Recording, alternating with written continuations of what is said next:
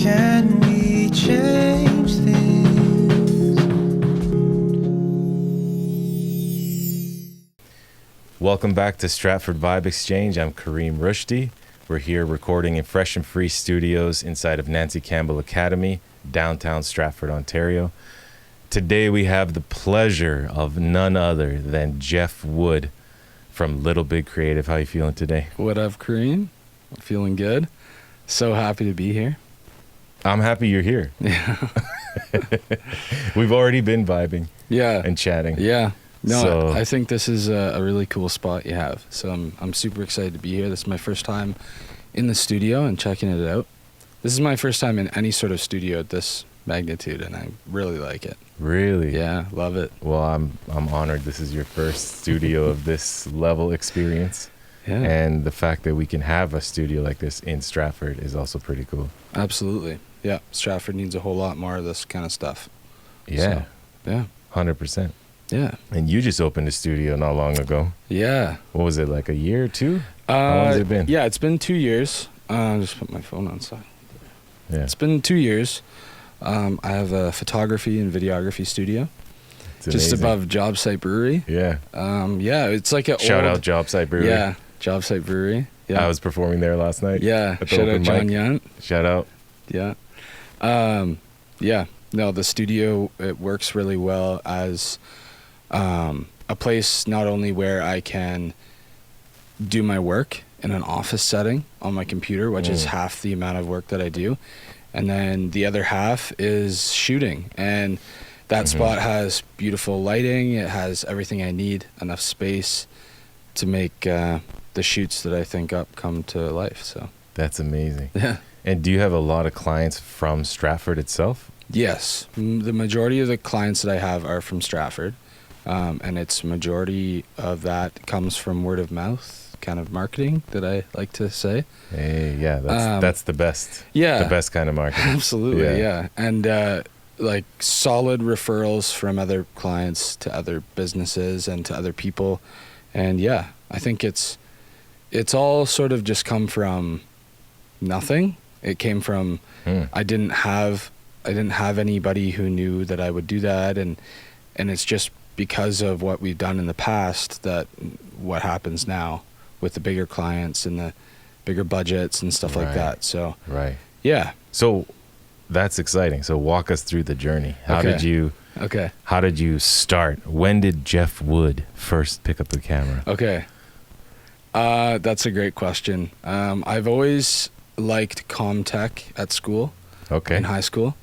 I took art every year in high school. At first, I wanted to do graphic design and some sort of like package design or even anything just in the fine arts. Okay, That right. was my first thing that I liked to do. I liked to do graffiti when I was a kid. Okay. Not real graffiti.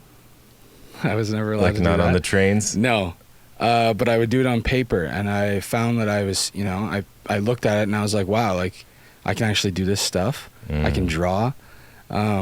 So I did a lot of drawing when I was a kid. So I'd throw on some music, sit in my room, and draw. And draw. Yeah, so that's what sparked the creative side of most things that I do. Right. And then after that, I went to university. And while I was at university, I was on Kijiji and I bought a camera. Just like randomly. Yeah, I thought to myself, like, I kind of want to just, like, get back into that. I always had, like, camera on my phone. I like to take pictures of my friends and doing stupid stuff at school, just taking pictures. Right. So I went on Kijiji. I got a camera for, like, $200. It's a Canon 7D. It was 10 years old at the time, but it was good. It was like a professional camera that was 10 years old at the time. So that's what I started with, and it was hard to work, not knowing like what I was doing, and never had one of those in my hand before. This was in third year of university, so that was quite a while ago now. But yeah, so I started. Yeah, with you're getting old. Yeah, I started with that, and when I got done at school, that camera sort of sat in a bag for a while I was at school. Classic. Yeah, but I've always had honestly, university really probably wasn't the place for me. I played rugby when I was there, but looking back on things, I probably should have taken the more creative route that I wanted to take earlier on in high school. So you weren't studying film or something? No. Okay. I took classes at school like global studies, geography, religion, a bunch of stuff like that. So I think I'm pretty well rounded that way. Yeah. Have gone through those classes and had to force myself to learn those things. Like I didn't know any of that stuff, but I found it interesting. So I passed those classes and I got my degree and everything. So Congrats. Thank you. Made it happen. Yeah. It's sitting somewhere. I don't know where it is, but it's all up here. Right. I can write a good email now, so that's nice. Yeah. And but I always thought to myself in the back of my mind that I was missing something in my life that was creative, and that a pathway I could go down that was more of a creative pathway. So after I was done school, I was at a New Year's Eve party, and my really good friend Andrew McCardle was there as well, and we started chatting. Sorry, shout out Andrew. Yeah, shout out Andrew. He's in BC right now, living his best life right now. Oh, great. Yeah, he just arrived there the other day. So I love it in BC. Yeah, it's I got beautiful. family there. It's beautiful. Friends. Yeah, it's great. You can surf, you can snowboard, you can mountain bike. Just all the fishing, things. All the things. Everything Andrew loves, so that's why he's there. Oh, great, so great. We met up with each other on New Year's, and we started talking to each other, and he was like, I just, I have nothing going on right now. I just came back from Australia, and he didn't have anything happening, just like me. I had just graduated. I had nothing going on. I did not want to go back and do HVAC work that I was doing before all the way through school. Right. So you were both at an open slate moment. Exactly. Yeah. Right. So we chatted, and basically we said the exact same thing. What would you want to do? Oh, I would want to be a photographer. I would want to do photography full time if I could. I would want to do something creative like photography. And Andrew was like, yeah, I would want to make videos for brands and stuff, and shoot for big brands and make cool content. And so we were like, okay, well, like, why don't you hear about, like, people say that all the time, like, follow your dreams, do what makes you happy, do something that you do every day and you don't feel like you're working so hard. Right. Because it comes naturally to you and you enjoy it. So the next day, literally the day after, we would have been a little bit hungover maybe. Okay. But we got together the day after, and we basically hatched exactly what Little Big Creative became. Wow. So that's cool. On that day, we registered our business name. We just started in Andrew's apartment, and yeah. That's amazing, man. Yeah. I think a lot of people say what you just said. Find your happiness. Yeah. Pursue your dream. Yeah. But there's also this expectation, I feel, to subscribe to the norms of society as well. For example, but you need a 9 to 5. Exactly. And, but you need to pay the bills. Exactly. Yeah. And you're not anyone unless you put that degree to use. Exactly. So it's kind of a double-edged sword of hypocrisy, in my opinion. I have faced a lot of that for sure. Oh, really? Yeah. When I was starting that business, shout out to my mom and dad. Absolutely. Shout out mom and dad. But my dad comes from a very traditional working. He's a plumber. He's been a plumber for a long time. He works very hard, which I'm super proud of him. Right. But it got to a point where I was like, Dad, I don't want to wear work boots to work. Right. I don't want to wear steel toe boots. Like, right. I want to do something with my brain and not have to just use my physical body all the time to lift things, which that's what I was doing before. But he goes, well, it doesn't make sense. You can't, I told him, I remember saying to him, I want to wear shorts and I want to wear sandals to work. That's what you're wearing right exactly. now. So I told him that, and I remember my sister was sitting there, and she brings this up all the time. But my dad said that's impossible. You can't do that. You expect to work, you expect to make money in shorts and sandals. Right. And that's kind of that just lit a huge fire inside me. And yeah. Wow. Yeah. That's inspiring and heavy in a way. Yeah. I think you're actually speaking to an experience a lot of us are having. Yeah. Because times have changed.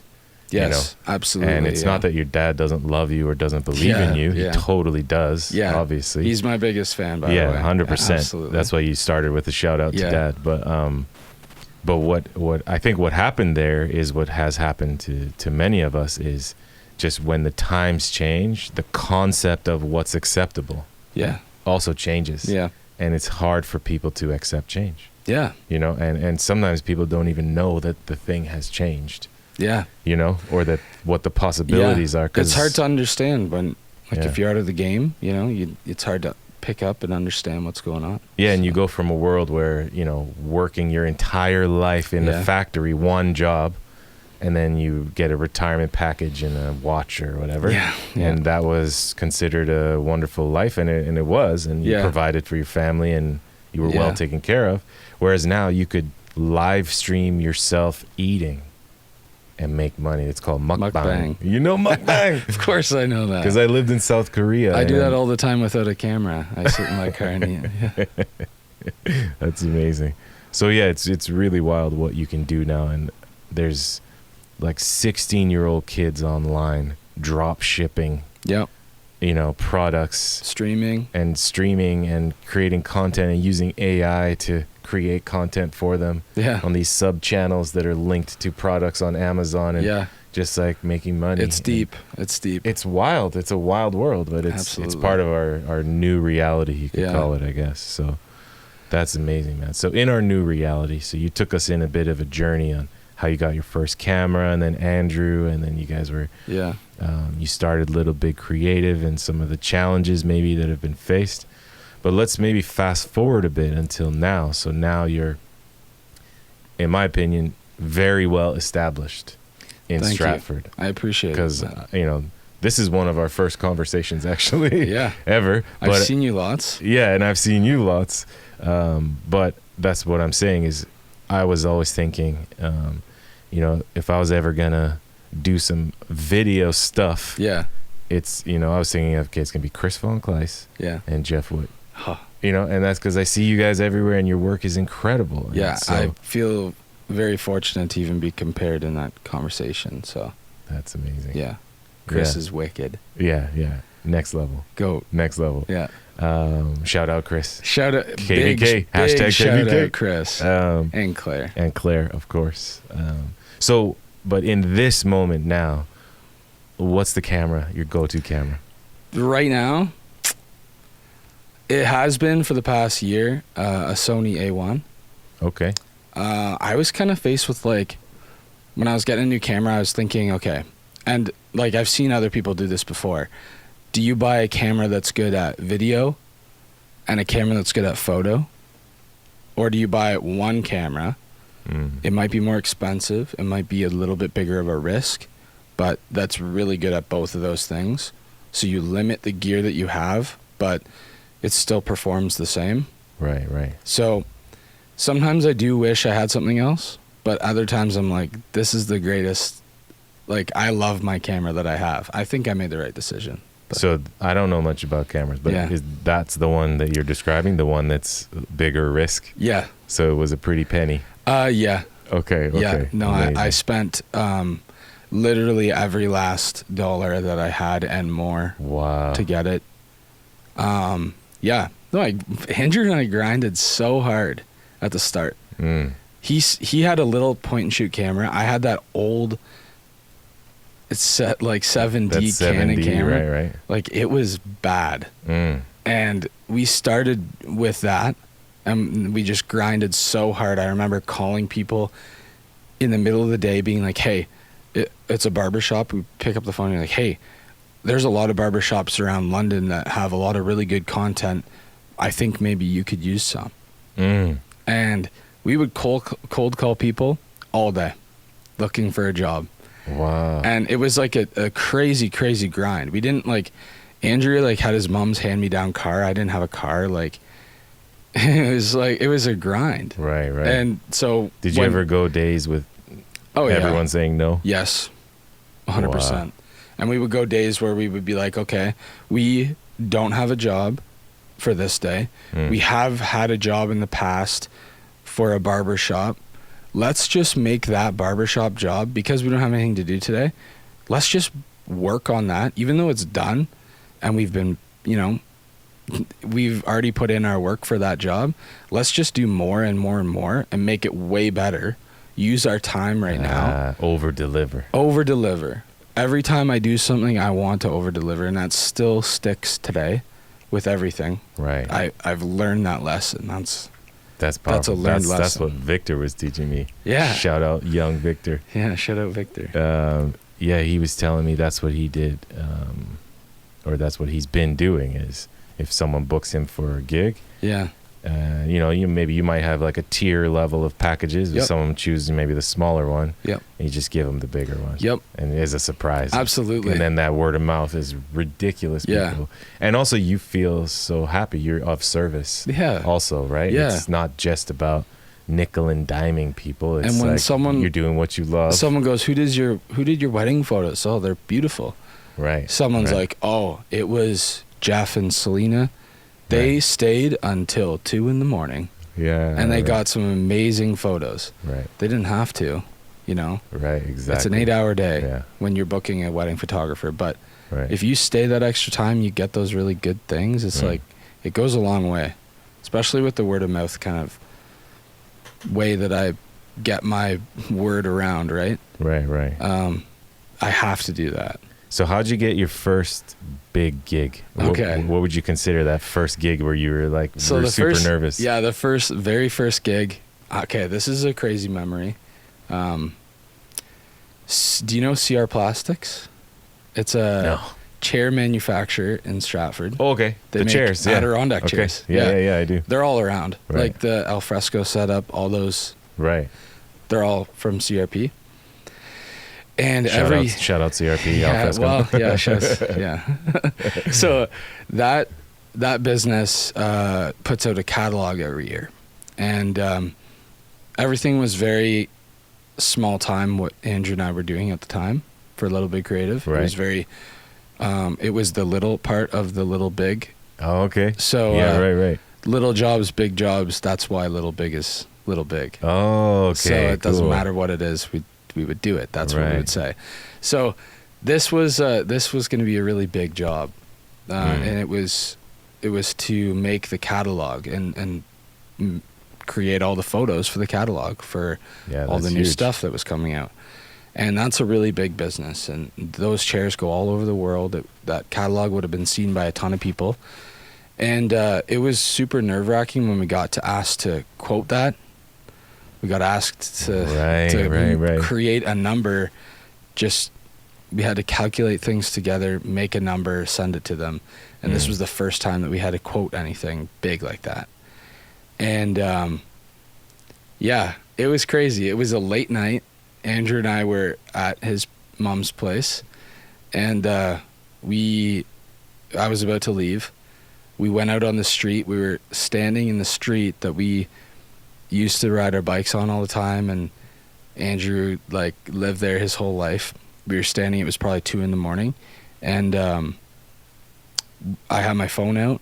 We were typing this email for this quote, and both of us were super nervous, but we put in a number that, shout out CRP for accepting it, but we put in this number and we were like, oh my God, that's so much money.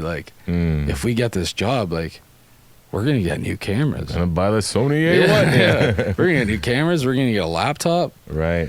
And so we typed in this number and the whole explanation on the quote, everything. And then sent it, standing on the road. And the next day they were like, okay, let's get started next week. And of course. We were so thrilled. That was the very first big gig that we did. And it was awesome. That's so great. Went off without a hitch. We went down with a big U-Haul trailer to a couple cottages, set it all up, made it still some of my favorite images. They're still used. Wow. They're still on banners and billboards and websites and stuff like that. That's so cool. Man. Yeah. I love how you remember all the little details of the moment. It's very special to me. Yeah, that's powerful, man. I actually remember a similar moment for myself. Yeah. Yeah, I do another thing called the rap camp. So I work with kids and youth and adults as well. And anyways, I was just doing it for free, actually, for about 8 years. Yeah. Volunteering. Workshops with kids. Yeah, and just that's what I did. And then all of a sudden I got pulled into a university setting. Yeah. And they wanted me to do a rap camp workshop with their staff. Wow. And they're like, so what's your consultant fee? Yeah. And then that just triggered me because my dad's a consultant. Yeah. And I was like, consultants get paid a lot of money. Yeah. So I said, a lot. $500 a day. Yeah. And they said, oh, so perfect. 4 days is $2,000? Oh, we don't even need clearance. Yeah. Here you go. Yeah. And then I was like, I should have asked for more. Yeah. You're like, I can make money doing what I like to do. And then that ended up happening. So now it quickly moved up to 1,000 a day. Yeah. And when I still get these sort of more corporate gigs doing what I do, everyone says you got to charge more, but I haven't had the gusto or whatever to charge more. Yeah. I don't know, but that is a common theme, I think. Yeah. People needing to charge more for what they do and the time that they put in and the talent that they have. Yeah. Yeah. I like talking about that. John Yunt. He shout out, man. Shout out, John, my neighbor. He's your neighbor? That's my boy from when I was a kid. Oh wow, you guys grew up, eh? Oh yeah. Grew up playing hockey together and playing on a backyard rink and doing like some of the stupidest things you could have possibly imagined. Right. But that's my boy. I'm thinking like charging more. He does weddings and stuff like that, and I remember him coming up to me and being like, how much should I charge? Like, and I was like, how much are you charging? And it was not enough. Right. And he had to really think, he has to really had a hard time understanding, I think, that he's worth his time at a wedding. He's extremely talented. Right. Is worth a lot more. And I think a lot of people have that problem. Thinking, because it's you and because you have your own idea of yourself, maybe you don't understand how good you are or understand how much time you're actually putting into it. But yeah, that's profound, man. Do you think you have that problem, or have you struggled with it? I don't mean problem. I mean that I don't know, struggle. I think there's definitely jobs that I have made 15 cents an hour on. Right. But did you kind of learn from those and say, wait a minute, that was not enough? Yeah. And then I think that in order to have a proper work-life balance when you're doing something in a creative space, you need to charge the amount that you have to charge. Right. In order to be able to go home at night and be able to spend a couple hours with your family at night. Right. Which is something that's extremely important to me. So in order to be in a spot where I can go and hang out with my dad in the garage and work out and stuff like that, I have to charge more. Right. And that's what makes me want to charge more for what I do. Yeah. Yeah. Wow. I don't know. That's cool, that's a very layered conversation. I mean, you were even saying earlier that you feel self-conscious. You said, I'm a self-conscious person. Extremely, yeah. But so then I think on this topic of not charging enough, that would be part of it. Exactly. Like, I'm not there yet. It's the my view skills of yourself, aren't there. for sure, 100%. That holds you back in that sense. And so I guess what would be a method for people to move past that? Because I had that same issue, and it was a friend of mine who said, well, what are you worth? Yeah. Do you know your value? Yeah. It was a huge discussion, and it really opened my mind, because I was saying, well, I'll just record your album for free. Like, you're my friend. Yeah. And he was pretty intense, like, no, for free. I was like, what do you... Yeah. He's like, isn't this what you do? And I was like, yeah. I was like, but, I haven't really done like that many things. Yeah. And he said, no, what's the rate? And then I said, I actually don't know. He said, well, look it up. Yeah. What do other people charge? Create your own rate. And then charge me that. And and I gave him I think a $5 discount. I was like, you're my friend, I'll give you $5 off. And he said, okay, fair enough. Let's go. Yeah. And that changed me. So maybe that's one method, is to those more up and coming videographers, photographers, musicians, artists, everything. those of us who have maybe lived life a little longer or have more experience and more skin in the game, they might say, maybe we invest in our friends, our buddies, and say, you're actually worth it. And there's no issue in me paying you, you know? Or, that's the plan. So that's huge. Yeah. Oh, you have a plan? No, that's the plan is I think eventually I'd like to run some sort of workshop or something like that and share some knowledge. Oh, cool. I think that would be really cool. I wish I had that when I was starting. Right. I really wish I had that when I was starting. So, yeah, I'd go to your workshop. I just hope to help people, you know. It's all I want to do. Right. Yeah. So I want to talk real quick about the Ethan Mac music video release, Light Switch. Hell yeah. And specifically, I mean, there's a lot we can uncover, and we're gonna watch some of your videos soon, and we'll talk about them. But there was a moment at that event where you made an announcement, you gave a little speech, and you were actually a little emotional. Absolutely. And you said, or you may have been very emotional and holding it back or something. I don't know. But you said, almost everyone who worked on this project, or everyone, is from Stratford, and you seem very proud of that. Yes. So why? I was thinking, and then I'm like, why is he so proud of that? Yeah. So maybe you could tell us a bit about what led you to that moment. I just think seeing your friends succeed is special, right? Yeah. That's the definition of family, in my opinion. Yes. When we celebrate each other's success. Exactly. You know, family's not about crabs in a bucket hold each other down. It's celebrating your success. Yeah, chaos. Okay. Yeah. Yeah. Yeah. Yeah, exactly. Crabs in a bucket. Yeah. I think the reason why I get emotional talking about that kind of stuff is just because I want it to happen so badly that when it does, I freak out. Right. I love it. Right. Yeah. So the thing you want to happen is people coming together, community, working together. Yeah. Right. So collaboration. Yes. And have you seen a lot of that? Or have you felt sort of alone in your path, and then moments like that give you a creative, being a creative person is very hard in the sense that you have to do some things to make other things happen. That's true. Talking about money. Right. I think if we all had more time, we could make a lot more of that stuff happen. But yeah, I forget your question, but I think that's fine. Yeah, no, I think if you find a group of people that you want to work with and that are you dig, you like what they do, right? There should be a push to work with them.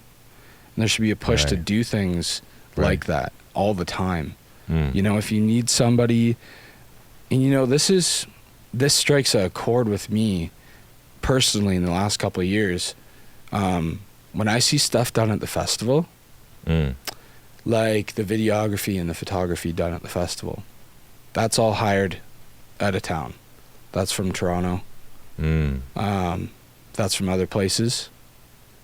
And I would love an opportunity to do that. Right. But unfortunately, the biggest thing that's in Stratford that is supposed to be community based, you know, supposed to be for the city of Stratford, right? Sometimes doesn't uphold that. Yeah. So do you feel that the Stratford Festival, shout out Stratford Festival? Yeah, no, I love the festival. I see their photos on the side of the bus that goes by, and I think to myself, God damn, I wish I can do that. Right. I just don't have a shot at doing that because unfortunately that's just not in the cards for the people of Stratford. Have you tried? Yeah, I've reached out before. You've reached out? And we've done something with the festival. We've done Just Short of Reality video series. Okay, right. And it's done very well. It was awesome to do. I loved it. Right. But that was a 2-week period that was kind of a one-off thing. And it was beautiful. The crew, talk about collaboration. That right there was a collaboration. Okay. That was the only thing I've ever done with the festival I hope to do more things with the festival. And that felt good. That felt so good. Okay. Shout out Chris. Shout out Chris. So Chris, Jenna Dixon. Shout out Jenna Dixon too. Shout out Jenna Dixon. So Jenna Dixon comes to the studio with Andrew and I, and she's like, "Oh man, like our director of photography, the director of this whole thing, backed out at the last minute." And it was like we already had Matt Alfino and Chad McFadden and all these amazing actors and actresses at the theater, dancers, everybody was all ready to go. And at the last minute, the director like backed out. Oh, okay. And Jenna was the producer for this whole thing, and she was leaving the building after this meeting, and I was like, Jenna, I have a really good idea. Have you ever heard of Chris von Kleist? And she's like, no, who is that? And I was like, well, Chris is first and foremost a really good friend, but also like one of the top creative minds that I know. And I was like, Chris can do that. They can do that. Like they got all the skills to do anything like that, like director of photography, directing, anything like that. Right. And Jenna was like, okay, I'm going to give Chris a shout. Wow. And then the next day, I think, maybe 2 days later, something like that, it was like, okay, Chris is part of the team. We're doing this. Whoa. And we started going Whoa, and okay. shooting it, and it was wicked. It was a good collaboration. So Chris was directing. Yes. And you were filming? Filming. Whoa. Yeah, Andrew and I were on the cameras. Okay. Using our gear.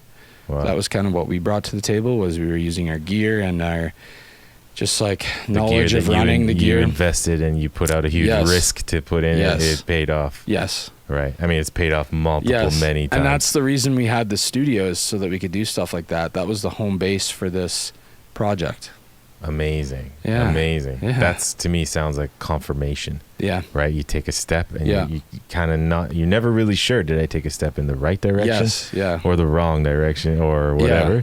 And it's kind of a waste of time to think about it too much, in my opinion. You just take a step. Yeah. But then you're hit with these confirmations, right? Like, yep. The only reason really that you could make that thing happen so quickly is because you're equipped. Yep. You got the space, you got the equipment, you got the skills. Yeah. And you know the right people to help with the jobs that need to be done, right? Walking in at 7 a.m, Andrew and I walk in with a coffee, and we're like, oh, good morning. There's 50 people in the studio. Whoa, working away. Amazing. It was amazing.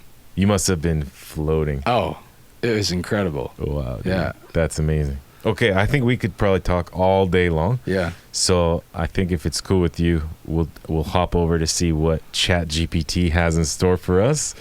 I just trained it while we were sitting here earlier. And so just a few questions, and then we'll watch some of the videos to end. Yeah. And just chill and talk about them. So here's the ChatGPT section. Boom, boom, boom. Anyways, and actually, we've kind of covered some of this already. So let me just see where we got here. Okay, this is great. In your opinion, what makes visual media such a powerful and influential tool for storytelling and community engagement? I know. Okay. A lot of the world does not have access to computers and to learning through books and learning through traditional ways that we in Canada understand. I think that the visual storytelling that you're talking about, it originates from places that need it more than just want it. So I think that's the most important thing to keep going. I think through dance, through photo, through video, what you're capturing during that is what's been going on in countries that have traditions of dance where everybody gathers, and that's what they do. They put on a visual show. This is something that's been going on for thousands and thousands of years, but it's just evolved into what I do, and all I do is capture that. So I think like someday I would love to go to different continents, and the great, you should. the great countries in Africa that have amazing dance and amazing singing, right, music, everything, and be able to capture that. That's exactly what it means. That's what it all means. Are you gonna join me and Weejo on our Africa tour? Let's go. We're going to Cape Town to Cairo. Really? Yeah, zigzag up the whole continent. I would love to go to Cape Town. And my brother is gonna come too. Yeah, that's sick. Okay, just yeah, no, we'll keep that on the back burner. Yeah, that plan. Yeah, so I just think that expression through visual and like the senses that you have, you know, is not just reading. You can read about a story, but it's much more than that. Right. It's seeing it, it's smelling it, it's feeling it, tasting it, hearing it, everything. You know what I mean? Hearing, yeah. So it's just like, first of all, I hate reading. I hate it. That's interesting because you brought a book today. I brought a book because it's the only book that I ever read. Oh, okay. I went all the way through university. I never bought a textbook. I hate reading. Okay. I hate it. Okay. But you love watching. It's a necessity watching. sometimes. You love watching stuff. Yeah, I like to go to the classes and watch the professor perform the act of teaching. Exactly. Right. So, yeah. No, I just think that involving all your senses is the only way to properly understand a story. And I think that including that in my photography is something that I try every single time I take a photo. I think this person, I don't want this person to just look at it. I want them to be able to feel what it feels like to be there and just imagine what that smells like. Imagine what that feels like. Right. If it's a sunrise in California, I've been so lucky to be able to go on trips. What does the sunrise feel like in California? Well, you won't know unless you're there. But if you look at this photo that I took, I tried my very best to capture what the sunrise in California feels like. Right. And I want you to feel that, you know? That's very different from just saying, "Oh, look at that sunrise. Take a pic." Yeah. It has. Yeah. Does it smell like the sea? Does it's your intention behind what you're doing, right? Absolutely. Yeah. And I try my very, very hardest every single time that I go somewhere to take photos to help people understand what I'm seeing and what I'm feeling. Right. Yeah. That's amazing. And it sounds like you probably need to keep your muscle of photography and videography skills up to par so that when you're doing a job like that or just having a moment like that, which it sounds like most of the time, trying to tell the story through a picture or a video, the skill set or the technical side behind it is ready for you, like a tool belt. Yes. Right? It's not, you're not thinking, it's not something what's the best ISO in this moment? Yeah. You can just go. Is that right? Or, Yeah, no, that's something, cool. The very first couple of things that I ever learned in any of this was those very basic things. And because I have like a sense of understanding for mechanical things. Right. I just like grew up like that. That's awesome. Taking things apart and putting them together and stuff like that. Cool. And you can fly a drone, right? Yeah. Oh yeah. I just like the physical like side of photography as well. I like the sensors, the outputs of like what you can get from each piece of equipment, the technology. I like that. So that stuff comes very naturally to me. Do you use any retro cameras? Yeah. Really? Yeah. When we go to a wedding and we shoot a wedding, I bring a bunch of Polaroid film. And I shoot on a 70s Polaroid camera. Cool. A lot, yeah. Whoa, that's so cool. Yeah, and it works like perfect. And do you find people really love those? Yes. Wow. It's a physical, okay. This is so heavily layered, this whole conversation of feeling versus, product versus feeling versus how you just like how this whole photography comes to be. Right. That Polaroid camera was present at the time that you got married. And so was that film. That film was in that Polaroid camera when you got married. Right. When I hit the trigger on that Polaroid camera and it takes a shot of you walking down the aisle after you've just been married. It's one of the greatest moments of your life. Right. That piece of paper, that physical piece of paper that was in the Polaroid camera, comes out the Polaroid camera, goes right into my pocket, and I give it to you after. And you have this piece of paper that was there. Right. What that piece of paper looks like those are like eyes. And that camera was there. Like, that piece of paper saw you get married. And in 25 years, when you pick that up, you think to yourself, this piece of paper saw me get married. And it was there with me. And it's aged with me. Wow. You know? Yeah, that's the antithesis of Instagram stories. Digital media Snapchat only lives disappearing for digital media. Yeah. Even though it does exist on a server somewhere. Yeah, somewhere. But it's just not the same feeling, you know? Yeah. So what we're really talking about is analog versus digital. Yeah. And the interplay and interconnectedness between the physical reality we exist in and maybe those intangible realities that also surround us. Yeah. To me, it's a spiritual conversation. Absolutely. Like, we have bodies. Yeah. But how do you explain love? It's about a feeling. Like, you Or can't. how do you explain a feeling? That's what if you are your body, that's what makes you human. then And so, but what is that? It's an intangible side of us. Exactly. And so it's interesting in the sense of photography and video. It started off 100% physical things, right? Like film and that. And you had to, even to see what you took, you had to dip it in liquid and in a dark room and hang it to dry and all that kind of stuff. So even that was talking about all the senses. The photographer had to feel that image in order to allow it to be revealed, even, right? Anyways, so the skill was incredible back then. Yeah, and then now fast forward, everyone's a photographer with their phone and just taking million shots and pictures that they never look at unless the AI reminds you a year later, hey, this is a moment you had a year ago. Wow. You know? And so it's almost like, no, it's not almost like, it is that the artificial intelligence is in control of our memories. Yeah.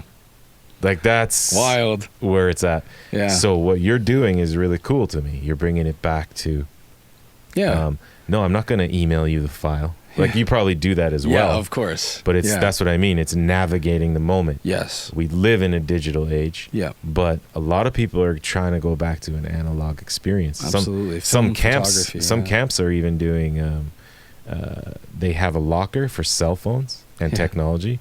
And when you show up to the camp, like for families or for kids, I love that idea. Put it in the locker and you don't get it till the camp's over. Yeah. And you're out in nature. Yep. And they have like one landline number, and you just tell your friends and family if there's an emergency. Yeah. You can still get in touch. Yeah. But it's a landline. You're not looking up on YouTube how to shoot your bow and arrow. Yeah, exactly. Camp Bemini. You have to learn how to do it. Try. Yeah. Absolutely. Camp Bemini, isn't that just outside of town? Yeah. I've went driven there by. I've never been there. Yeah. Is that what they do?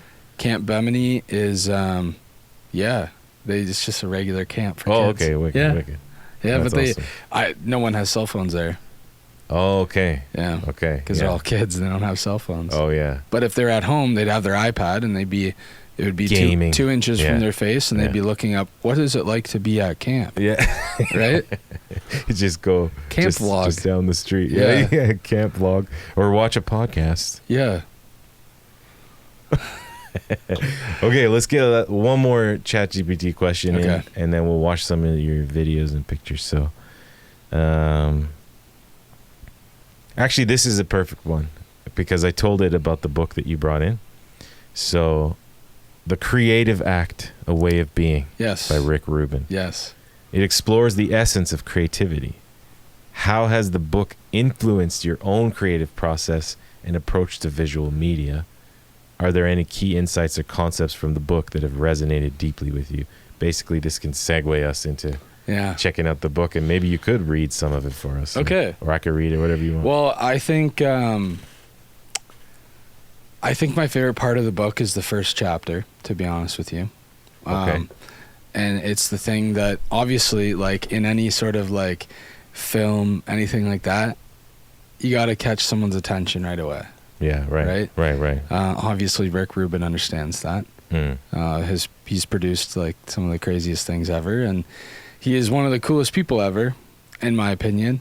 If you want to listen to another podcast after this, type in Rick Rubin podcast and shout out Rick Rubin podcast. Prepare to be listening to it for a while because it's good stuff. I think the idea that everybody is creative and everybody has that bone in their body. You know how people say, oh, I don't have a creative bone in my body. Oh my God, I've heard that a million times. So actually, every bone in your body is very creative and everyone is creative, and whether you like it or not. So I always think of my dad when I think about that. He's a plumber. Right. And he probably wouldn't consider himself a very creative person. But if you go and you look at his work in a factory, he used to hang these huge pipes in factories and stuff like that, steam pipes and water lines and all these things.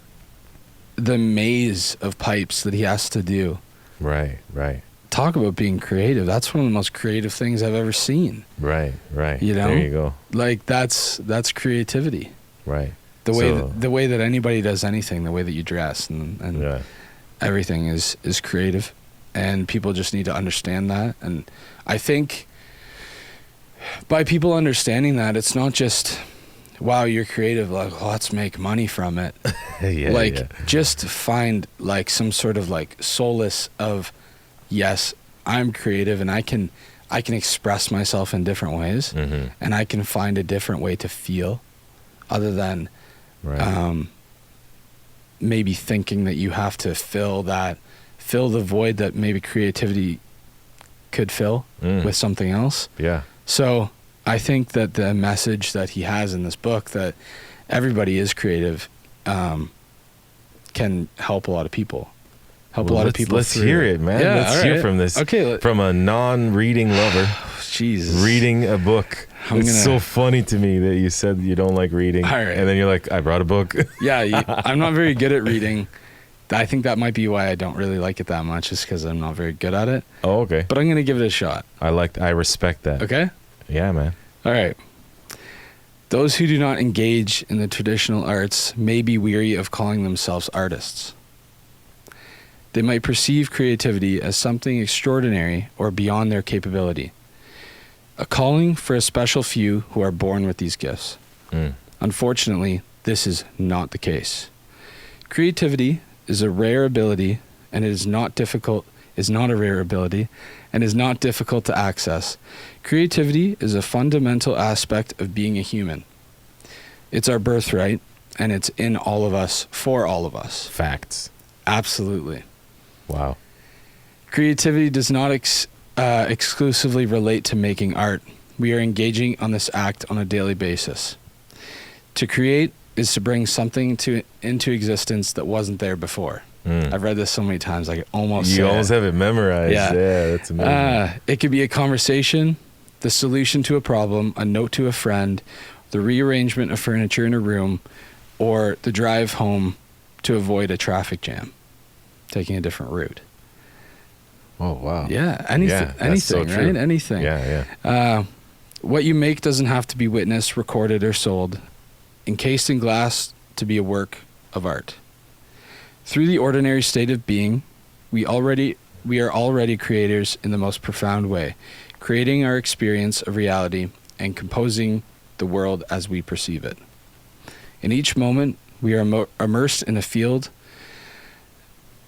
This is crazy. I'm going to skip ahead. Okay? Yeah. To live as an artist is a way of being in the world, a way of perceiving, a practice of paying attention, refining our sensitive tune to the more subtle notes. Crazy. Looking for what draws us in and pushes us away, noticing what feeling tones arise when they land. A tuned choice by a tuned choice. Your entire life is a form of self-expression. You exist as a creative being in a creative universe, a singular work of art. Man, Rick Rubin. Crazy. It's I was actually picturing him as you were reading. I was like, yeah, that's something he That's would how say. he said. I listened to this book. I think I bought this book for my beautiful fiance Selena. Shout out Selena. Yes, shout out Selena. Yeah.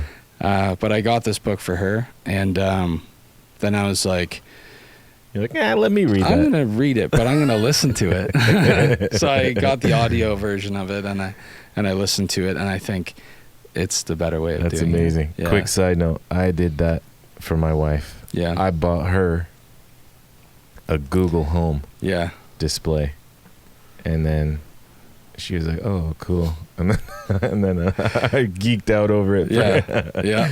So that's kind of funny. Yeah. That is. But that's a powerful book, man. I think that passage right there that I just read. I read the start of it and the end of it. The center is just as important, but it's a little bit longer. Yeah. Right. But I just think that is an extremely important message. I think if you can take anything from this podcast, from me as a person, it would be a message like that, that you don't have to be what you think you have to be. You can be whoever you want to be. The really cool thing to me is that message is embedded in your name, Little Big Creative. Yeah. And you said it's the little jobs and the big jobs. It's kind of what he was saying. It's like just the path home on to find a new path when there's traffic. Yep. That's a creative thing. So it's like little creative, big creative. And you might have a huge gig for some corporate entity or whatever, and it's really exciting and cool, and you get paid really well, and that's great. Yeah. But you might just be thinking about what you're going to eat with Selena. Yeah. And you might get creative to, show some love in a different way. Yeah. And both being a powerful expression of you as an artist. Yeah. It's a big message, dude. That's powerful. Yeah, it saves people, And we don't have that message in our society. Yeah. We have the exact opposite message. Yeah. Only the chosen few Yes. shall rise. Like he said in the beginning, Yeah. it is not this. And if you're not like that, then you have to be sad and you have to feel stuck. You don't have to feel sad. You don't have to feel stuck. Yeah. You know? Yeah. 100%. Anybody who is sad and feeling stuck needs to read this. If you can't read, you listen to it. Yeah, right. Or watch it. Watch it. Yeah. And Watch then the after Rick you do it, Rubin you have to podcast. live it.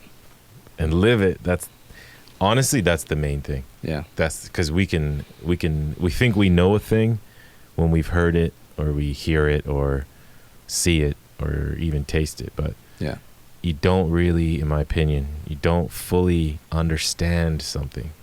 You don't grasp something fully until you put it into action. Yeah. And I say that because I'm an educator and I have been teaching for a while, and that's what I've seen over the years.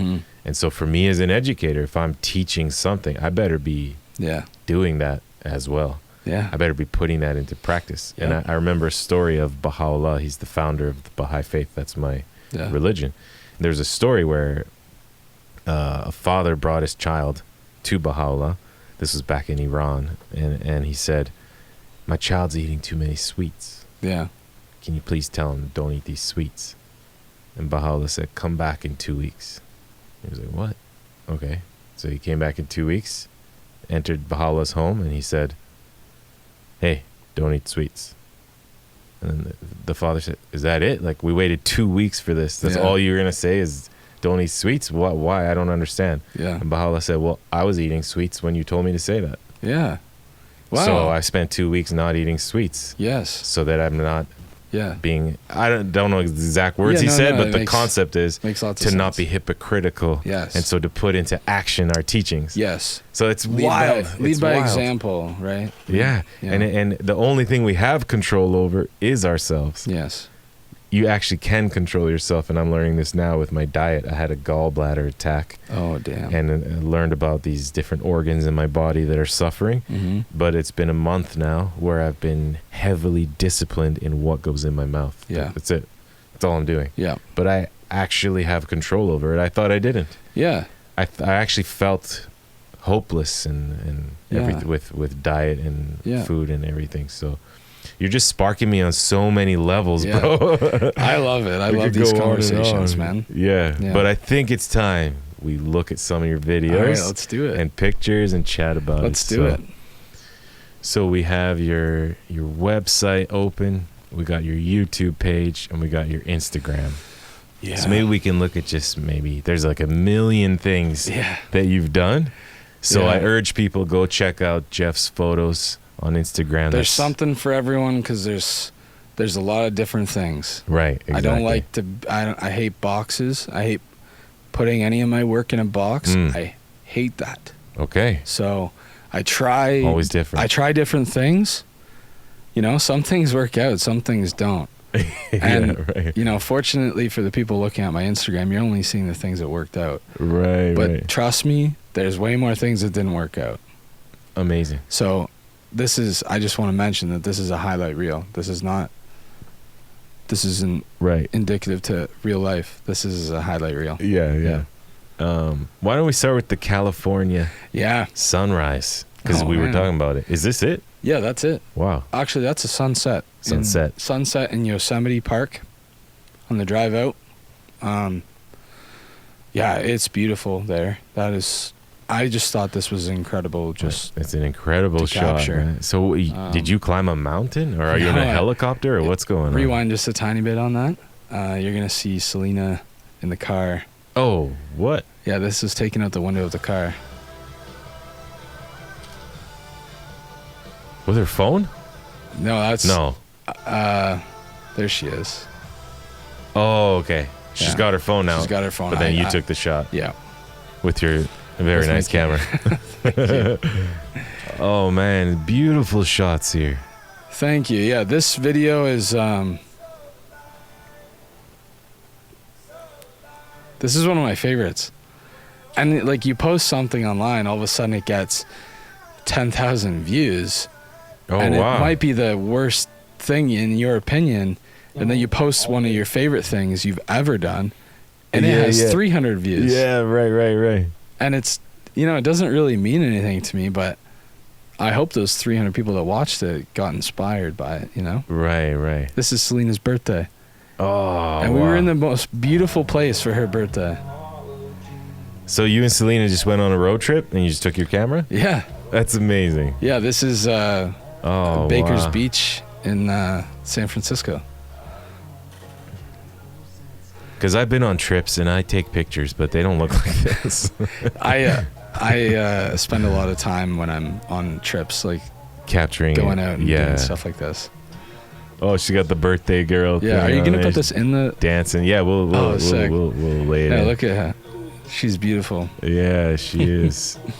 Wow, man. So Yeah, this that's is like one thing. I urge everyone to go watch it. I'm gonna watch the whole thing later. Yeah, too. thank you, yeah.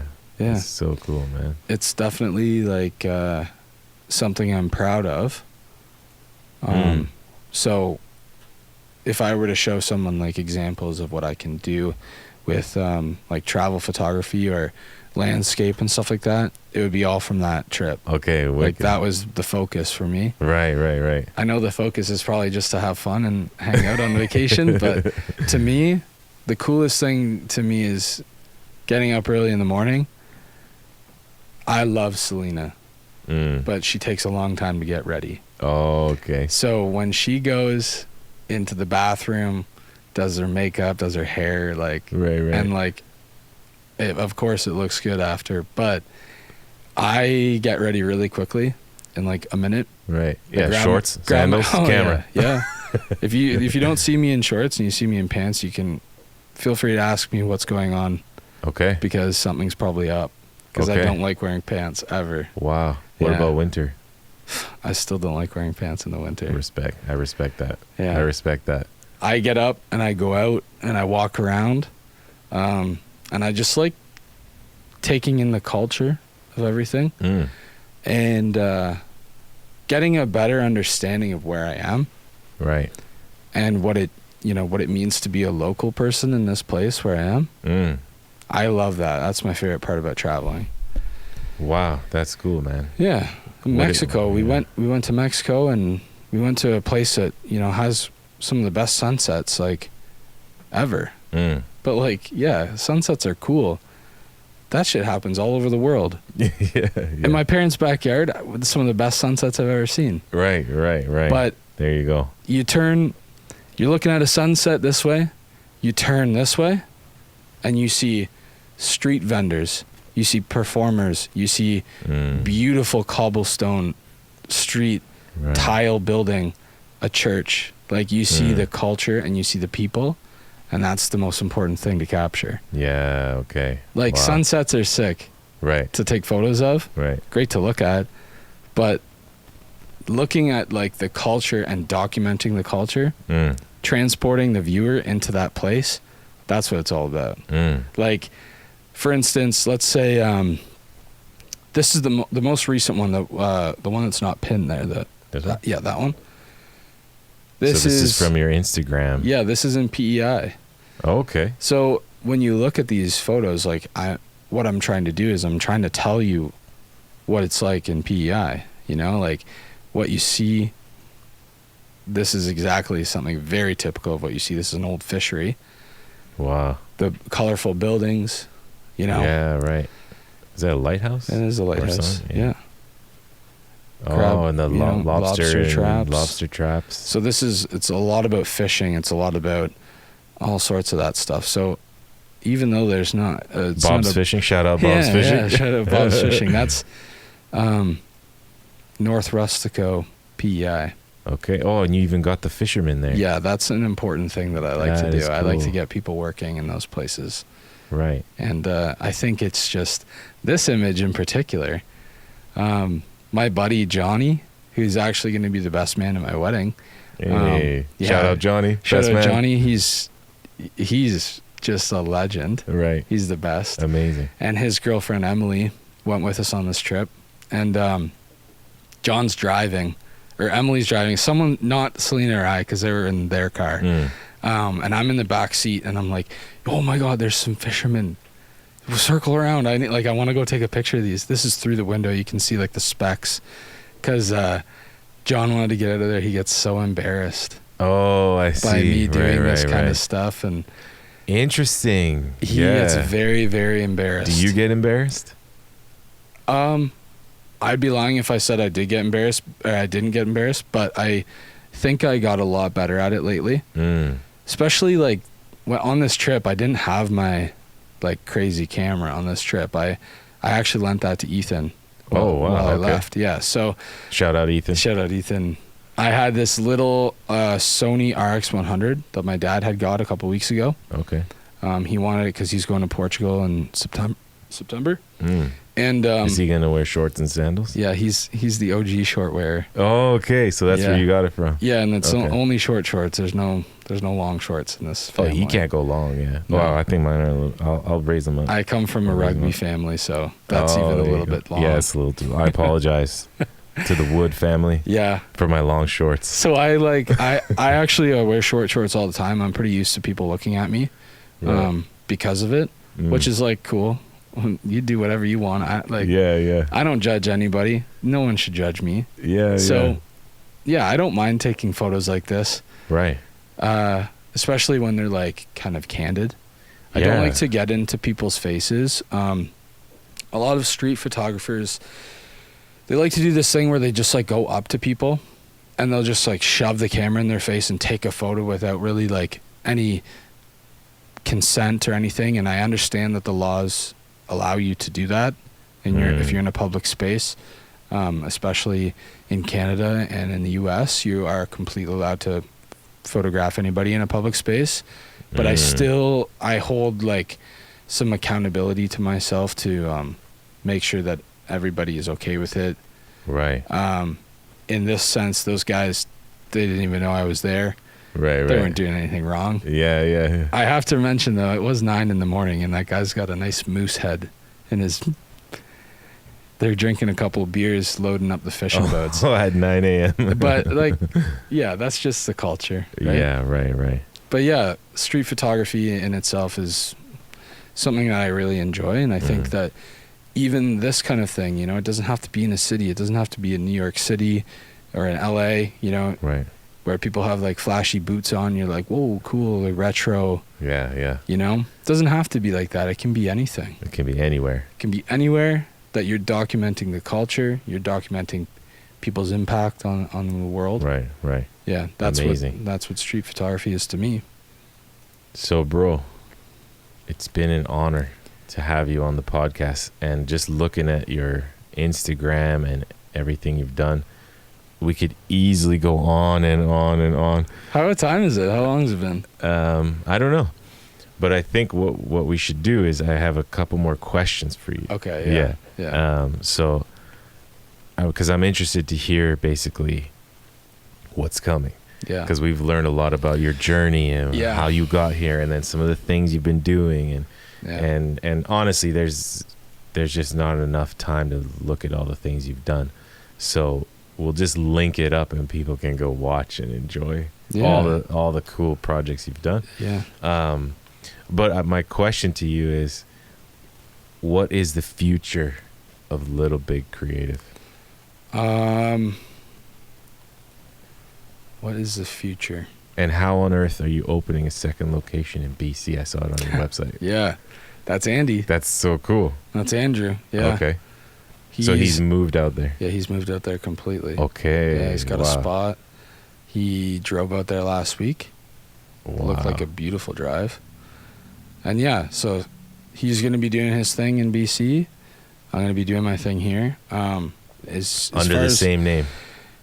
Whether he's under the same name or anything, right? I don't think anything's changing here in Stratford. So, okay. Right. If you're in BC and you need anything done, Andrew's your man. Amazing. Yeah, but as far as here in Stratford goes, the future, I don't know. I think I just keep going with what I'm doing. Right. Keep kind of creating things and keep expanding my horizons of what I can do and what I know I can do. I just think that, like, if you look at all my stuff, you can see that there's a multitude of different things going on. Yeah. You know, there's film, there's photography, there's everything. Yeah. I don't like to limit myself. So I think in the future, I think you could probably expect a lot more different things. More variety. More variety of what's going on. Yeah, you say you don't like being in a box. No, I think that's boring. Right. And I think, like, if you're doing the same thing all the time, you know, you might get really good at it, but it's about other things, right? It's about, like, new experiences. And so do you consider yourself successful already? I don't know. I don't know what success means to me. Yeah. I think you can find success, and then, you're not so inspired anymore, and then you find success again. And success, I don't think, is an end goal. I think you find success in every day. Okay. I think... was today a successful day? Yes. As of right now, today is being a successful day. This has been awesome. Thank you, man. For me, too. Like, I think you need to understand that there's time to pick up stones, and there's time to throw those stones. And you might find success when you throw those stones, but you might feel like you're not finding success picking up those stones. Right. I think that's powerful. Yeah, I think that it's very important for people to understand that success will come as long as you keep working and you keep passionate at what you're doing. You keep the fire and the passion for what you know to be true and what you know to be something that you love. If you keep that passion, right, success is just around the corner. Yeah. Right? Yeah. You know it. You should feel it. And when you feel it, you know you're in the right spot. And I think our definition of success is perverted in our society. Success is just a dollar bill amount. Yeah. And no one even knows what it is exactly. Yeah. That's one thing. If I went online and said, I made $1 million. Yeah. People would say, he's successful. Or they might say, you haven't really made it till you made 10 million. Yeah.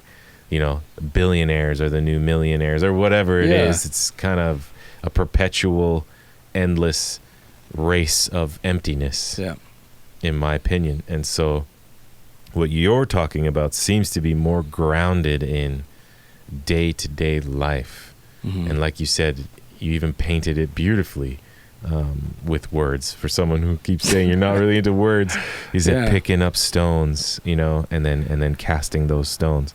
That's a powerful description. You got that from the book? Hey, that's amazing. There's seasons in everything in life. Yes. And I think that there's actually a chapter in that book that's called Seasons of Life. And I think he like goes through and there's lots of terms about that, right? It's like know when to hold them, know when to fold them, you know? Yeah. All that kind of thing, you know? But I just think like, you know when to pick up stones and you know when to throw them. And like that just like hit me so hard. I think of that every single day. Right. And I notice myself in seasons.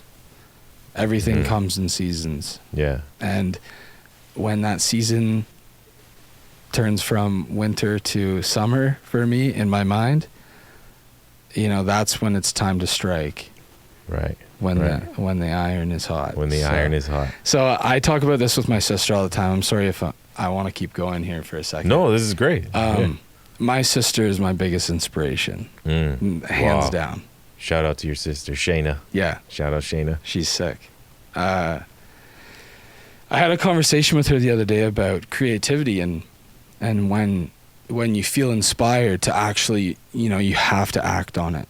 When you're in a creative space like Shayna and I are so lucky to be in, when you feel that creativity, you have to get up and you have to do something about it because it only comes, you know, it might be, you might throw those stones involuntarily.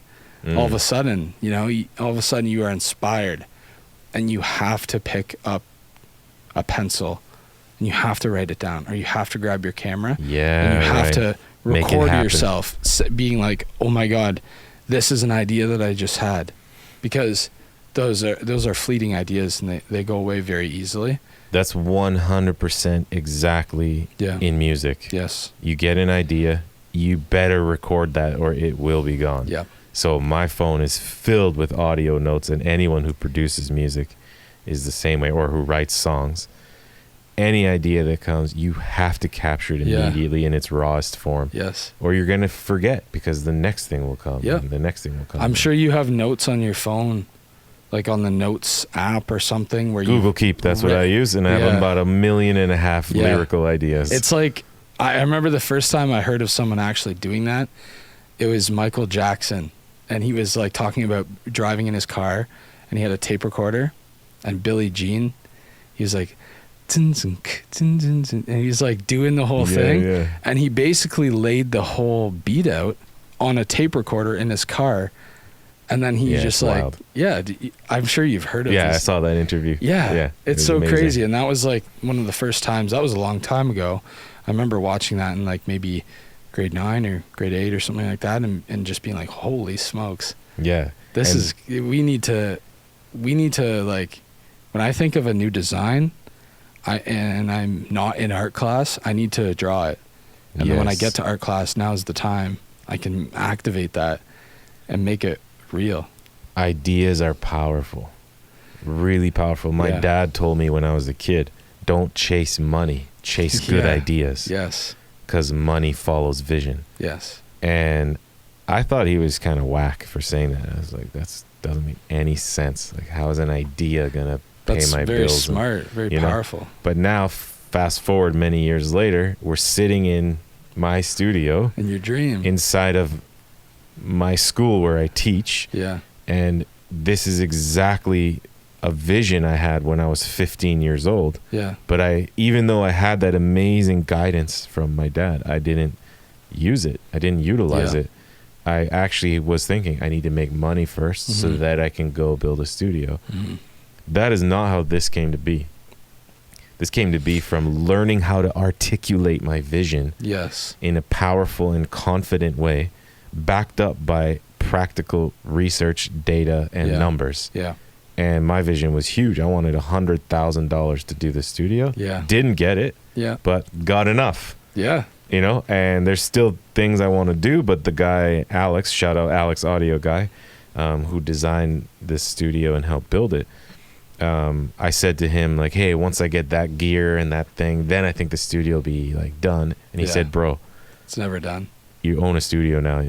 You'll never be finished. And I was like, okay, cool. So that helped me. Next job. Yeah. Yeah. But that's just a really powerful concept you brought up, that you have an idea and you need to act on it. Yeah. You know, and I guess the other step would be you need to also develop the power of confidence. Yes. Because if you have an idea, but you think, no, it's not that good of an idea. No, I'm sure you have better ideas. And, you know, that it's great to be humble. Yeah. It's great to be collaborative, but we can't be, what's the word? Weaklings. Yeah. You can't restrain yourself. You can't restrain your own ideas. Yeah. And the one way for me that I've been able to not restrain myself or free myself is to understand that there's a higher power at play. Yeah. And actually, these ideas are not my ideas. I'm tapping into a cloud of creativity, you could call it. Or some may call it the Holy Spirit or whatever you believe. But I like to call it a cloud of creativity. Yeah. And each of us, every human being, has the power to access it. Yeah. But we put ourselves in the way. Yeah. We block ourselves from accessing that magnificent power of creativity. And in terms of all these different struggles in life, we think about ourselves a lot. Oh, I'm struggling so much. Oh, this is so hard. And it's harder to tap into that creativity. Yeah. You know, but that's the moment we need it most. Exactly. So we got to work that muscle of not involving our own ego.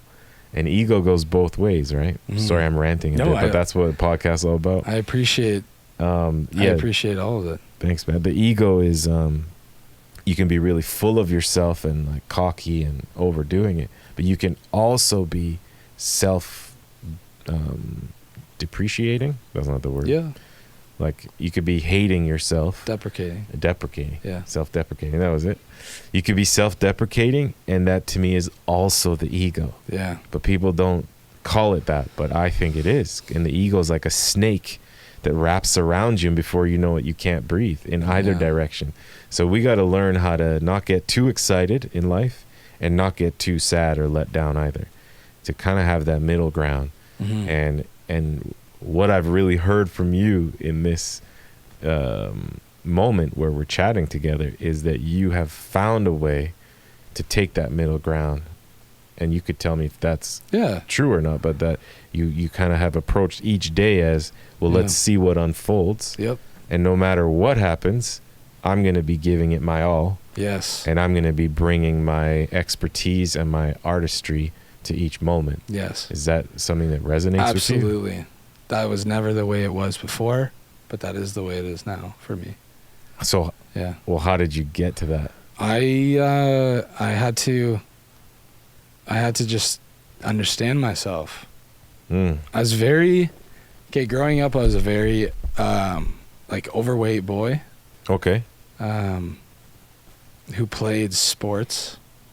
For a kid like that, there's really no room for them to be creative. There's no room for them to draw and to like the arts.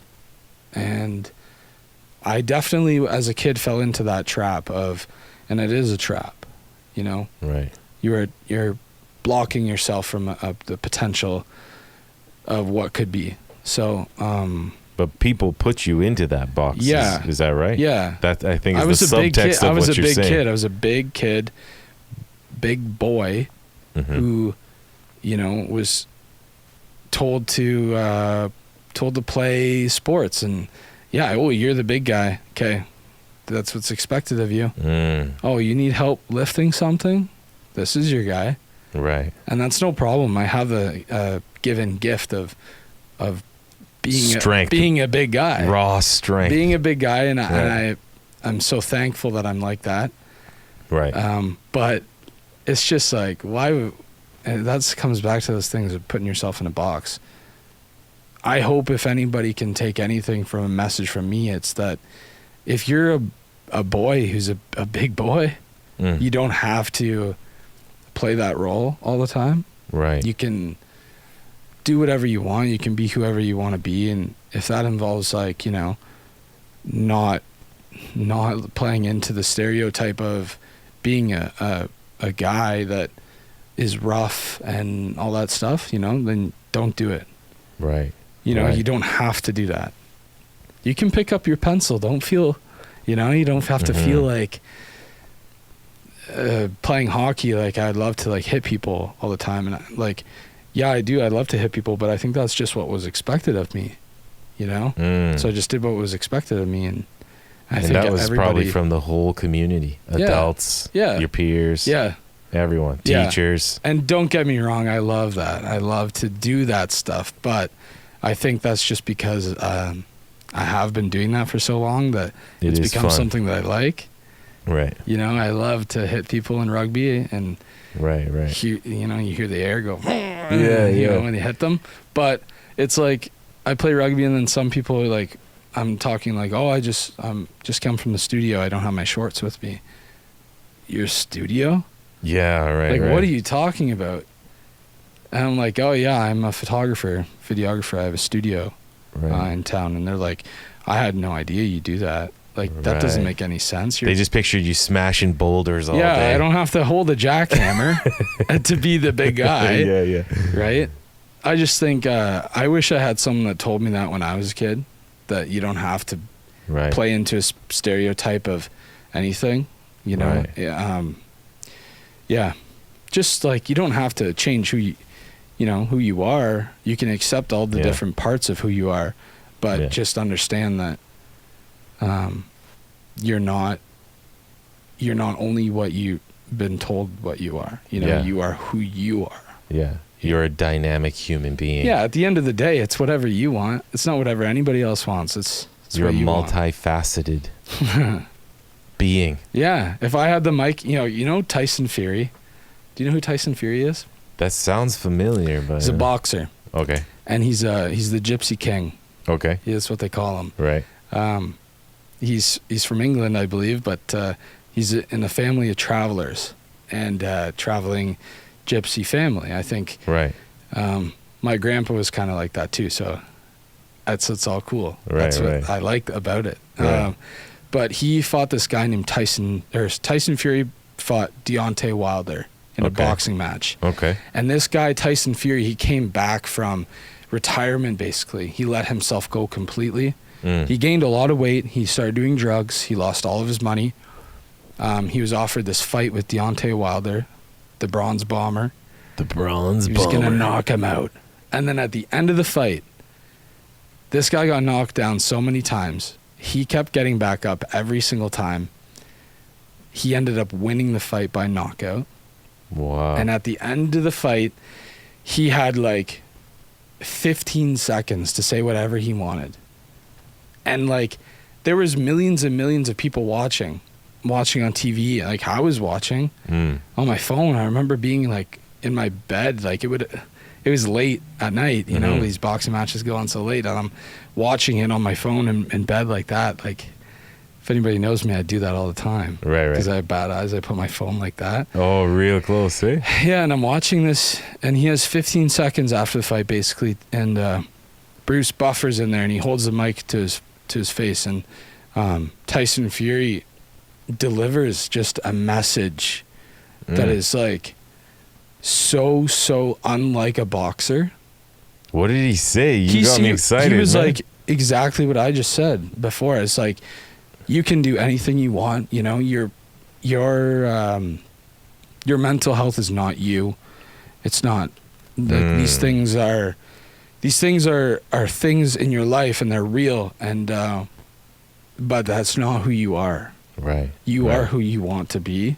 Yeah. And it's like, don't ever let anybody tell you like who you should be. And it was really sick. Like, and I think about that all the time. Like, if I ever won a heavyweight boxing match like Tyson Fury, which will never happen, but if I was ever in a situation where everyone's chanting your name and you have 15 seconds in front of millions of people what would you say? Yeah, right. And whatever you think you would say at that moment in time, you should live by that, like for your whole life. Yeah. And everything that you do, you should involve that.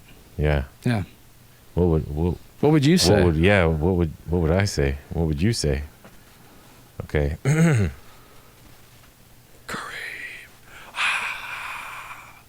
Karim, what do you have to say? Follow me on Instagram. 20 million followers right away. Yeah. So I'd probably say something really selfish. No, I don't know. I would see. I just got nervous. I felt like 20 million people were just watching me right now. Can you sum up your message?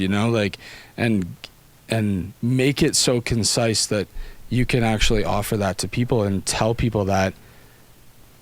That's your message. I know what I would say. What? I would say, we are all created noble. Rise to it. Let's go. And we are one. Yeah. The only differences that exist are those that we've created. And they're not real. Peace. Yeah. That was less than 15 seconds. That's good. When you know better, do better. Right? A seed becomes a tree. I didn't think that through. It's true, though. There's something in there about a seed and a tree, though, that would be powerful. A seed does become a tree, but you need to water it and nourish it in order for that to happen. But I gotta ask you about something you just said. You said you lay down and watch your phone this close because you have bad eyes. Yeah. But you're a photographer, videographer. Hey, the camera's only this far away from me. How does that work? Oh, okay. Yeah. It's actually awesome because I can look through the eyepiece of the camera and I see like way, way, way better. Oh, wow. Yeah. It's like VR or something like that. So each time you film or take a picture, you're seeing things way literally better than way better. Your eyes. My eyes are bad. Yeah, but I don't like to wear glasses because, again, I'm a self-conscious guy, and I think I look kind of weird in glasses. So. Okay. Yeah. But you're interesting because you say, "Oh, my eyes are bad," and your pictures and videos are beautiful, and then you say, "Oh, I hate reading," and you brought a book. You know what? I'm learning about you. Having poor eyesight, or even forcing yourself to look at something in like blurry, is actually really good. Why is that? Because of the composition that you can understand when you look at something. Okay. I tell people all the time, and I tell Selena this. She'll be like, "What do you think of this photo?" And I look at it, and then I blur you just squint your eyes and blur your eyes, and you look at it again, and you just look at it, and you look at it in a different way. You see it for its shapes and its size and its composition overall. And that's a really good way to get a better sense of what you're actually looking at. Wow. Then, yeah. That is not something I thought a pro photographer would say. Or look at it like this. Like, instead of looking at this book, so say you look at this book.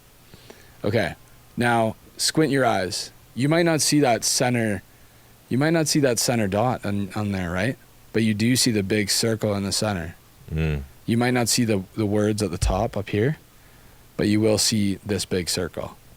Yeah. Right? So it's all. So when you look at it, you're like, okay, this is what it's about. It's the circle. The circle. Right? Boom. And you look at things on an angle like that, and it does something to you. It does something different every time. Yeah. Wow, man. Perspectives. Yeah. Also, I don't know. You're like a big music guy. We didn't talk about music at all. Oh, that's fine. Well, I did have one thing. I'm glad you brought this up. When I was in school, we had an amazing instructor who taught us about music and film and the way they're connected. Yeah. And he told us he's like, paint this picture in your mind. There's a red pickup truck driving down a country road, pulling into a farmhouse that's white. Yeah. And there's a swing set outside, and there's a girl in a red dress swinging on the swing set, and there's a tree, and the camera's moving in a helicopter view into the girl. Yeah. And then he had a keyboard open, and he said, okay, picture that, picture that, picture that. And he played, dun, dun, scary, yeah. dun, dun, dun, dun. Yeah. And they say, okay, what kind of movie are you watching? And everyone's like, horror, Yeah. Thriller, whatever. You say, okay, picture exactly the same scene. Mm-hmm. Nothing has changed. Exactly the same. And then he played. Dun, dun, dun, dun, dun, dun, dun, dun, dun, dun, dun. He said, what kind of movie? You're like, oh, like a family-oriented drama or love story, romance. Movie scores change everything, bro. So Everything. Although I respect you as a photographer and videographer, and it's very important, the visuals, you're right, I am a music guy. And to me, it's all about the music. Yeah. It's all about the sound, Yeah. If I have a video that doesn't look good but sounds good, I think that was better than it looking good and sounding bad. Absolutely. 100%. Oh, you agree? I totally agree. Okay. It's half the battle. It is half the battle. I wonder if Victor would agree, though. Yeah, he agrees. Reluctantly, but dude, he agrees. the AV Club, audio visual, right? Audio and visual. Yeah. That's what it's like. It is the marriage of the two. It is. But I'm just saying, if there's one that matters more, it's music and sound. I'm not watching, I don't have Spotify video where I just watch video with no audio. Yeah. But I do have Spotify where I don't watch video. I just listen to the audio. There you go. Right? There you go. Yeah. We're always surrounded by, these visual things and auditory things. So sound and frequencies are always around us. Yeah. But there's a special power in music specifically. Yes. It's the organization of sound. Yeah. In a way that transcends everything. And I keep dropping quotes from Baha'u'llah on this episode. I don't know why, but I'm just inspired. So Baha'u'llah said, music is a ladder to the soul. Wow. And that gets me going every time because that's exactly how I feel. I'm most happy. Yeah. I'm most uplifted when I'm jamming with somebody.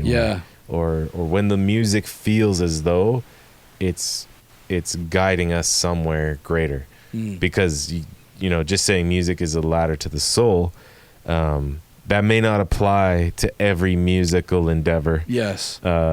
I think. Yeah, and it's not saying absolutely. that some music's good and some music's bad. That's not what I mean. I just mean we're all different human beings. We're dynamic. Yeah. So depending on where we're at in our lives, you may hear a piece of music today, but then in 10 years, that same piece of music would make you cry. Really moves you, yeah. Why? It's because you've lived some experience. And so, and it's the song didn't change. Yeah. You changed. Yeah, man. Yeah. It's very cool. Music is definitely a big part of my relationship with Selena, and she loves music. Right. Loves Tupac, loves all 90s hip-hop, anything even like as that. a black queen, mama. Dear Mama is her favorite song. Even as a crack fiend, mama. You always was a black queen, mama. Yeah.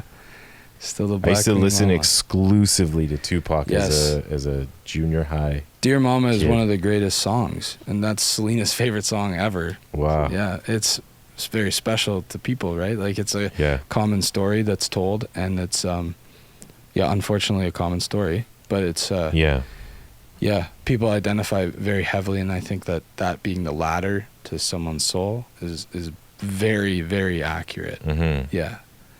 Yeah. Wow. I love 90s hip hop too. I love all that old school hip hop. You gonna do a freestyle rap for us? Not a freestyle rap, no. No. Okay. If I was Ethan, yes. He can work vicariously through you. No, you can work vicariously through him. Yeah, I think next time you're all connected. we get another chair here and we have Ethan here too. And do a little sesh. Yeah. I'm down. I probably won't have a lot to add to the musical side of it, but I bring some vibes as well, so I can just sit here and listen. Bring a lot of vibes, bro. Thank you. The vibes are immaculate. Thank you. I have a song called I Got the Vibe. Yeah? Yeah, I performed it last night at the job site. I'm so sorry I missed you, bro. It's just downstairs. It's all good. Yeah, well, we saw you when we stepped out. Yeah. That was amazing. Yeah, man. And we stepped out, and Ethan just did a verse on one of my songs that's going to come out called Brave Up. I performed that as well. Sick. And I think it's really exciting what's bubbling in Stratford right now. Yes. Where I can feel, in my mind, I haven't stepped out on the scene yet in Stratford. I've performed mostly in the Baha'i community, all over the place, and also in this school, a lot. And I've traveled with the school, so I've performed a lot for many different audiences all over. But in Stratford, in the Stratford community, I haven't really done anything. Except for last night at the open mic. That was kind of like it felt like my debut to just I saw Stratford. Johnny on the way home. We were going up at the same time after I was done rugby, and he came from the open mic. Okay. And the first thing I was like, Johnny boy, Karim performed, eh? Like, how did it go? And he's like, he killed it. Okay, well, that's good to hear. Absolutely killed it. And I knew you killed it, but... Thank you. Which is interesting. We were talking about this too. Like, I got really great feedback, and it was a lot of fun. But in my mind, I was thinking, oh my God, that did not go according to my plan. Of course. You know, that didn't really exactly, but I still celebrate in the moment. Yes, of course. And I did it. Yeah. I did it. And I was so nervous.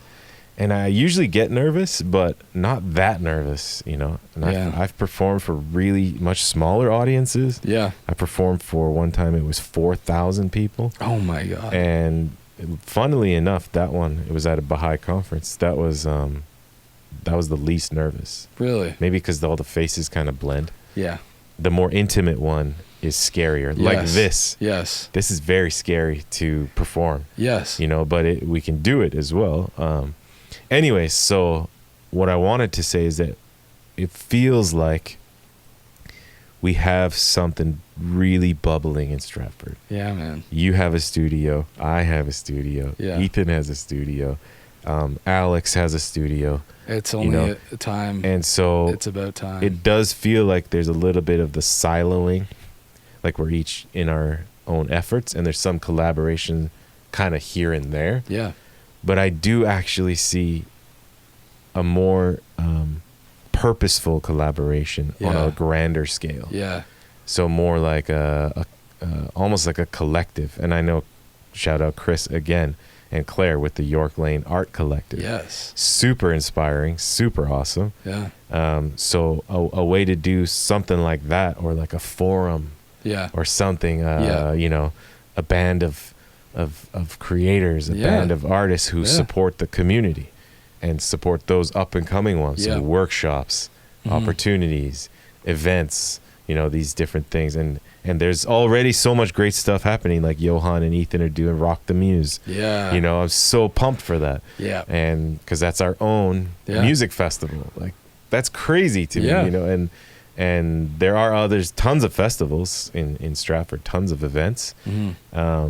But the thing is, I've lived here for a long time, like 10 years plus, maybe 15 years now. I've left for a couple of years here and there. Yeah. But I haven't felt like just existing in Stratford and always traveling away to perform. I have never felt the invitation. Yep. And so part of what I'm doing is saying, well, I don't forget an invitation. Let me create my own world. Yeah. But as soon as I started doing that, which is not that long ago, I started realizing there's like-minded individuals doing amazing things, and the invitation's wide open. This is one of the most talented and rich bases of just raw talent and creativity in Canada, in my opinion. This is a place where Justin Bieber came from. Shout out to the Biebs, man. The biggest artist. What? Huge. Stratford? Yeah. Like, the Festival Theatre, home to some of the greatest actors of all time. Christopher Plummer, William Hutt. Shout outs. Absolutely amazing people. Home to you, home to Ethan, home to John, home to Chris, right? Yeah. Home to me, home to everybody. Wizzy John. Exactly. All the amazing Shayna. Artists. And so many people we don't even know yet. Absolutely. That's kind of what I'm realizing. Absolutely. That, yes, there's amazing talent, but all the people in Stratford don't actually know each other, or know of each other, or even know that there's opportunities to do things in Stratford. Yeah. To like I didn't know that open mic was happening. It's down the street from my house. Yes. So John said, crazy. He said, well, I got to do better with my marketing. So that's another thing I'm thinking, is creating one unified effort so that all the residents of Stratford can understand the cool things that are happening. And then not only are they happening, you're invited. You're welcome. Yeah. You know, because that's not the general feeling, especially for someone who's grown up in Canada feeling like the other. Yes. Coming to Stratford, the assumption I have is that, I'm probably the other here too. And for me, I've had that experience anywhere I go, because I'm Egyptian, Irish, Persian, Scottish, you know, born in Haiti, raised in India, United States and Canada, and then married a Korean, Swedish woman. So anywhere I go in the world, and I've lived in multiple countries, I don't feel like I belong, you know, but I also therefore feel like I belong special. Everywhere. Yeah. Because, you know, but I also feel like I belong nowhere. Anyways, that's a bit of my journey through identity and these things. And I'll just end the journey real quick. What I boiled it down to is that my identity is that I'm a spiritual being. Yeah. And that we all are. And so actually being Irish or Scottish or Egyptian or fat or thin or tall or black or white or brown or like me, a Karim, you know, like being a blend or being any one of those different things is not even who we really are. We're not even that, you know, it's just, it's melanin, you know, like my brother, Chris, he says, he doesn't say, oh, that black man. He says that melanated individual. Yeah. He speaks differently. It's inspiring because he's saying that's all that it is. I appreciate that. That's something everybody like that. That's a lesson people need to learn. And here's the thing for me. It actually is a profound and strong force in Stratford. Two forces I can speak to real quick. And then we probably should wrap it up. Sure. But we can always do another episode. We'll do a part 2. Yeah. But I think that there is two forces at play in Stratford that I want to highlight. One is a super strong force of togetherness and love and support and unity and the arts and all this great stuff. But there's actually another force of racism. And I say this because I work here at an international school. Yes. And our students are coming from all over the world, and things happen to them in this town. Yep. And they come back and report it to us. Yeah. And unfortunately, it's too often than one can stay comfortable with. If it happens once or twice, you say, hey, that's a crazy person. Yeah. They're obviously ignorant. Yep. You know, because people have said things to our students that I'm not comfortable repeating. Yes. Okay. Absolutely. That's the level I'm talking about. Yelling it out a truck as they drive by. And so once or twice is an isolated incident, but when the incidents are too many, you start to think, okay, there may be a group of people in our town or in this area who actually have a culture of racism in their families or something like that. And so what can we do about it? Hey, you know, right? I appreciate you bringing up this topic. And this is something that I feel very powerfully about. Yeah. I think I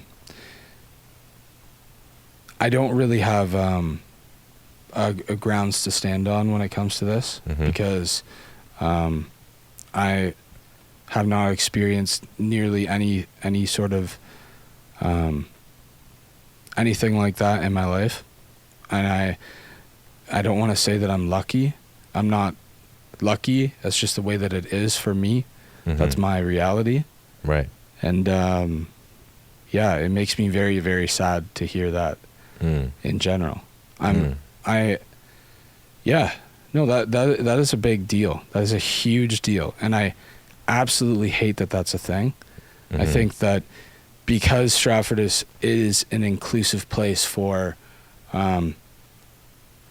everything else that's not that, for sexuality and for anything else, Stratford is a world-renowned place for people to come and be themselves. And I think that is absolutely awful that someone has had that experience here. Yeah, I don't know what else to say to that. Unfortunately, I can only be a strong ally in this sense, and I try to, in everything that I do in my life, I try to diversify everything, and I think I've brought that to Stratford Tourism's attention, that there needs to be more representation for everybody, and that's actually a good point. Selena and I, when we work together on things, and when Selena goes and she works for other people and for other businesses, the first thing she does is she'll open up every type of media that they have outward facing to the community, and we'll say, I'm sorry, I only see white people. I only see white moms with blonde hair. Why? Why? Why? Why is that a thing? And there is a lot of businesses around here that will do that. And I think they would be very lucky to have Selena and I working for them, to be able to show the diversity that could exist. I think you're actually very, very misinformed if you think that my business only appeals to white moms. Yeah. So that's only the people I'm going to put on there. Right. You know, why would you do that? It's not even a good business move. No. Yeah. It's horrible. So I think just noting and diversity in everything that you do is incredibly important. And I think that I am fortunate to have gone to school to learn about things and to educate myself on my own time about this kind of stuff. Yeah, but I just feel that the only thing I can do is support at this point. I can support as much as I possibly can, but as far as speaking to experiences, I can't. Unfortunately, I can't do that. Of course, and I don't think you need to. Yeah. But I think that as a team, as a team of creatives in Stratford, we can reflect together, because I don't think there's such thing as an overnight golden answer to solve a problem like this, because it's a deep issue and it will take generations to solve. But what are the actions that can be done, either obviously or subliminally, whatever it is, and the representation seems obvious, but it's sort of subliminal, because it's just an advertisement, but it's just representing different types of people. I think just making sure that it's actually a basic concept, but it has profound impact. Exactly. But then there's other things projects directly about the issue. And at our school at Nancy Campbell, the students have dances that they do on different social issues. And so one is on racism. And if the students can do it right, because it's just dramatic movement, so they don't need to be dancers, but if they get the emotion right on their faces, I cry every time when they get it right, and why is that? Because it's speaking directly to the issue through art. And art has that power. Art of all forms speaks to the heart. And once the heart is open, then we can speak to the mind. So imagine someone who thinks that another human that doesn't look like them is less worthy because of that. And then we try to have some sort of philosophical debate about why I think they're wrong and they think I'm wrong. That will probably go nowhere. Right? There's just a high chance. Maybe. But if we start with the arts. Reaching their heart first before you have that conversation. Making them identify with maybe things in their own life that they could probably better understand. And I think part of this too is marketing. Right? For example, the open mic at Job Site. Myself and Wizzy John have been living in Stratford for long enough, and we're artists and we love performing and we want opportunities. We didn't know it existed. And if we knew it existed, we didn't know we'd be welcome there with our genres and what we like to do. Yeah. You know, but once we met the guy, John, who's actually hosts the event, not only are we welcome, he's so excited to have us there. So I can speak on behalf of Weejo and myself that last night was a big deal. Yeah. Last night I actually felt like, oh, I'm welcome here. Yeah. And I've been here over 10 years. Why did I not feel so welcome? I'm so happy you felt like that, man. Thank you. And I do feel welcome. That's the thing. But there's a deeper side to that. There's a deeper side that thinks, but if I actually rap in front of actual Stratford crowds, it'll definitely not get accepted because I'm not bluesy. I'm not folk. You know, I'm not this, not that. Have you done it? The performance? Yeah, like real rap that you like to do. Last night? And how I didn't hold back. I said, I'm just going to rap the way I want to. And they loved it. And I'm not going to integrate any other genre. And people were loving it, having a good time. Yeah. That's it. So to me, it was a big deal. It was actually huge. And so amazing. Now I'm pumped to get more involved on the scene, you know? And so that's why I think there's something really bubbling. Yeah. Really, really bubbling that can be... have basically a global vision locally. Yes. So that's something to chew on for all of us. Yes. And then come back on episode 2 and we'll follow up. Yeah. Like, how did that go? Yeah. Okay. Yeah, we'll have to give an update because I think this is probably going to happen sooner than you think. Respect, bro. Respect. So the man himself, Jeff Wood from Little Big Creative, has joined us on this epic journey through incredible topics that we didn't even know was going to happen. Yeah. But that's the beauty of it and the power of it. And I'm just so grateful that you agreed to come here. And for you to know this, I was thinking I don't think that guy would ever go on to my podcast. Like, that guy's too legit. No but then way. I just thought, let me just ask him. And I asked you and you said, of course. It was all caps. Like, I'm so down. And so it's huge. So I appreciate the love. And I hope you feel that love reciprocated. Yeah. Hey. And that we can do much more. I appreciate you wearing your heart on your sleeve. Thank you, man. And that last part, I appreciate that. Thank you, man. Yeah. Thank you. That's and if you haven't checked him out, check him out. And I don't even need to say that because you're a well-established individual. It's more like check me out. It's more like thanks for joining the podcast so people can check me out. I can't wait to watch this back and listen to it. And see what we talked about. I forget almost what we That's my favorite part. Yeah. Is the afterward. Like, oh, wow, that was interesting. Yeah. Hey, by the way, if you don't want to buy this book, you can find it anywhere you want. You just type it in on the internet, okay? Boom. So don't feel like you have to spend money to get knowledge. You can get knowledge wherever you find it. Wherever you feel inspired, you get that knowledge. There you go. Yeah. Much love, bro. All right.